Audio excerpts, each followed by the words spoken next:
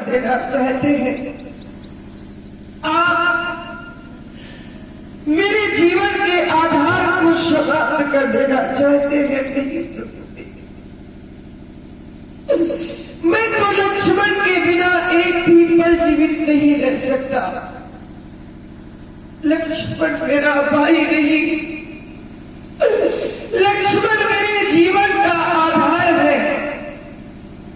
एक वत्सल, यदि आपको वध ही करना है तो आप मेरा वध करते, अपने कुठार का प्रहार मेरे कंठ पर करते, लेकिन मेरे लक्ष्मण को बता देना,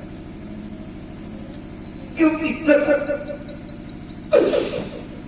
जिस समय बिना लक्ष्मण के अयोध्या लौट करके जाऊंगा तो मेरे लिए अयोध्या के सभी दरवाजे बंद हो जाएंगे। जिस समय तेरी तीनों माताएं दौड़ी दौड़ी आएगी, पूछेगी राम तुम्हारा प्राणों से प्रिय लक्ष्मण कहाँ है? एक कैसे समझा पाऊंगा अपनी माताओं को? लक्ष्मण जैसे पुत्र को उनकी गोद में कैसे डाल पाऊंगा? अरे हमारी माँ कौशल्या तो नित्य सायंकाल के समय सिंह द्वार पर आरती की थाल करती और सोचती है कब मेरे राजा बेटे आएंगे, कब मैं अपने राजा बेटों की आरती उतारूंगी।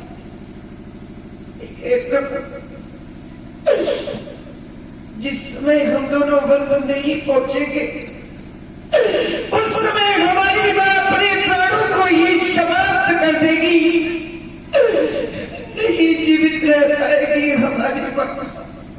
एक बार अपनी माताओं को समझा दूंगा, अपने भाइयों को भी समझा दूंगा, लेकिन वर्ष भर में एक त्योहार आता है जिसका नाम होता है रक्षाबंधन। उस दिन हर बहन अपने भाई के हाथ पर राखी सुशोभित करती और ईश्वर से यही कामना करती है मेरा भाई जहां मिले सुख से। जिस समय मेरी बहन शांता राखी का था लेकर दौड़ी दौड़ी आएगी और पूछेगी भैया राम मेरा अनुज लक्ष्मण कहाँ है? एक कैसे समझा पाऊंगा अपनी उस बहन को? रक्षाबंधन जैसे महान त्योहार कोई संसार से मिलन कैसे कर पाऊंगा? अरे संसार में रहने वाली बहनों को कैसे समझा पाऊंगा जो बहन वर्ष भर प्रतीक्षा करती है कब रक्षाबंधन का त्योहार आएगा, कब मैं अपने भाई के हाथ पर राखी सुशोभित करूं। मत मारे मेरे लक्ष्मण को। जिस समय में अवश्य चला तो हमारी माने चलते समय लक्ष्मण का हाथ हमारे हाथ पर सोते हुए कहा जिस प्रकार लिए जा रहे वो वैसा ही सौंपते। मैया के द्वारा कहे गए अनमोल बोल चंद्र शब्दों में ही सुना रहा। क्या गान तुम्हारी मैया के नाम?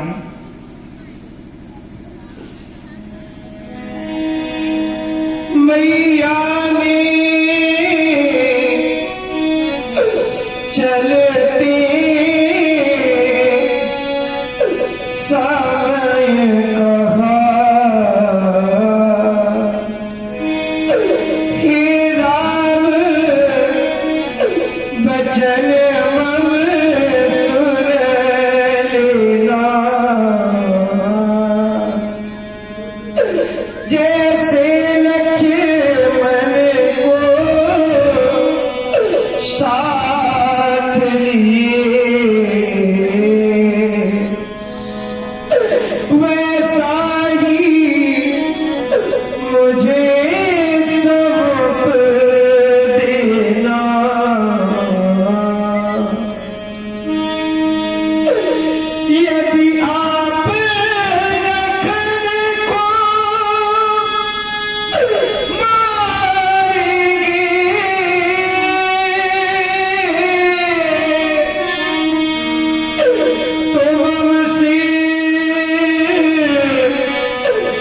कलंक लग जाएगा, यहाँ मुझसे पीछे आया था, क्या जग से पहले जाएगा।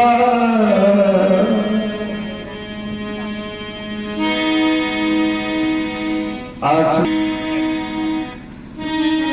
हे प्रभु, हमारी मैया की क्या स्थिति हो जाएगी। साकेत के ऊंचे महलों में कैयासी मैया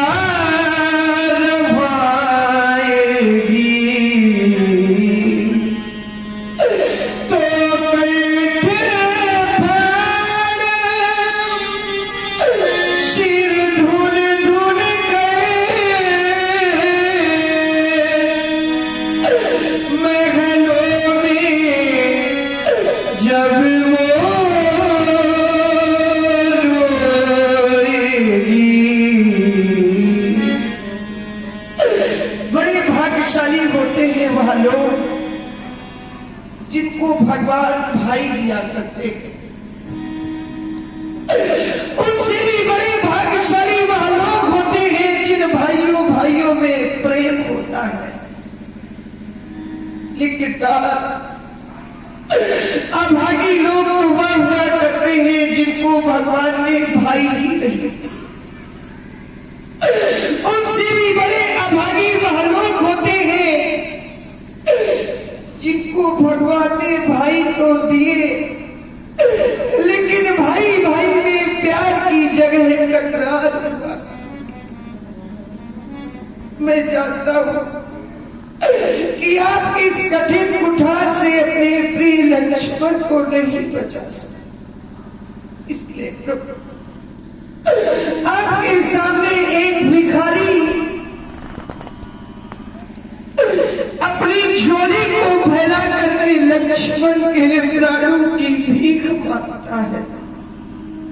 हे दीनानाथ, राम की झोली पर लक्ष्मण की भीख अवश्य डाले प्रभु, अवश्य डाले। भगवान भिखारी मांग रहा भैया के प्राणों की भिक्षा, बदले में मेरा काट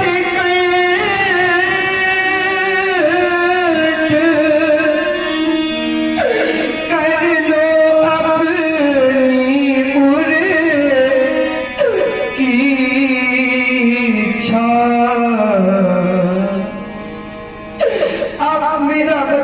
मुझे समाप्त कर दे, लेकिन मेरे लक्ष्मण को क्षमा कर दे, क्षमा कर दे। राम, तुम आज रो रहे हो। आज तुम नहीं रोए, बल्कि तुमने तो पूरी समाज को रुला दिया। जब मैंने अपने परशु के द्वारा लक्ष्मण का वध करना चाहा, तो तुम अपने प्राणों की आहुति देना चाहते हो। राम, धन्य है यह भ्रातृ प्रेम।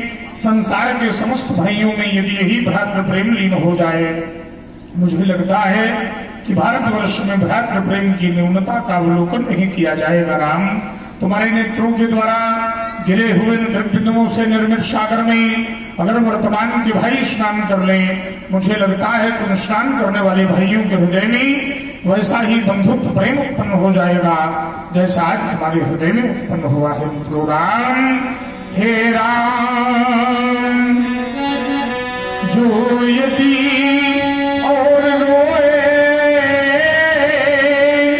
तो हृदय फट जाएगा, मत बहाओ अश्रुराम।